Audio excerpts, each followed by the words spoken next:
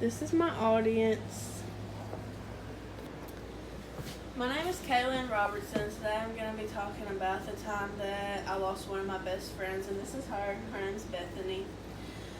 We were in 10th grade, and she left school because she was feeling a little sick. So she left, and she was on her way home, and there was a truck passing like another car, and it was in her lane, so she had a head-on collision. And we didn't know all the details, but we just knew that she had to be airlifted to the university in Jackson. So me and two of my other friends that were really close to her signed out of school, and we drove to Jackson to see her. And we didn't really know all the details at first because her family was a little flustered, and we're just trying to deal with everything that was going on.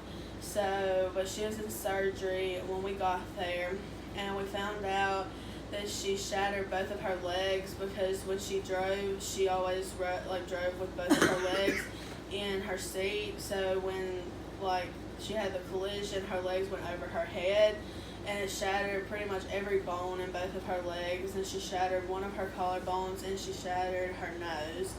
So they tried to fix every bone that they could at the moment, and so they did that, but she was still in surgery the whole time we were there. And we also found out that she had a few brain bleeds, so they fixed those soon after.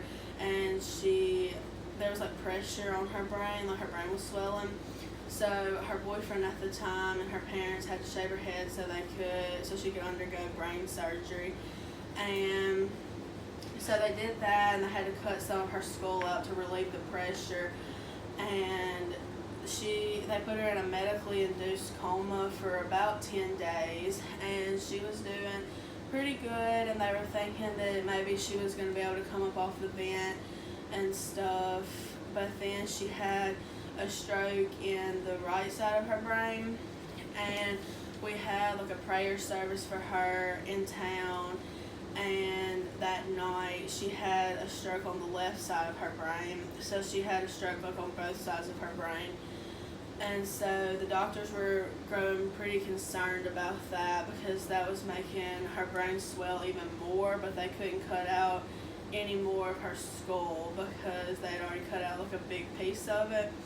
So they watched her for about a day or so just to see what was going to happen, but she was still responding pretty well when the doctors would come and touch on her nose and her mouth because she had braces.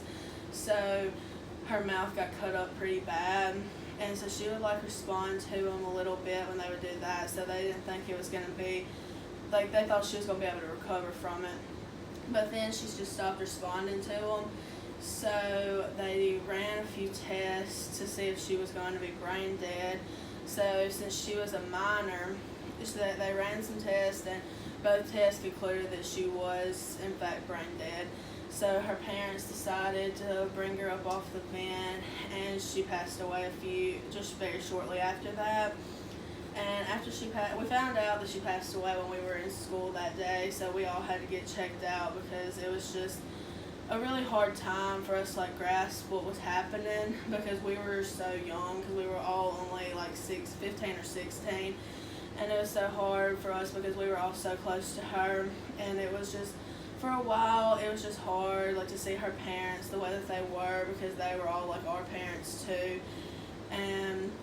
But we know now that she's looking down on us and that she's proud of where we are today. This is my audience.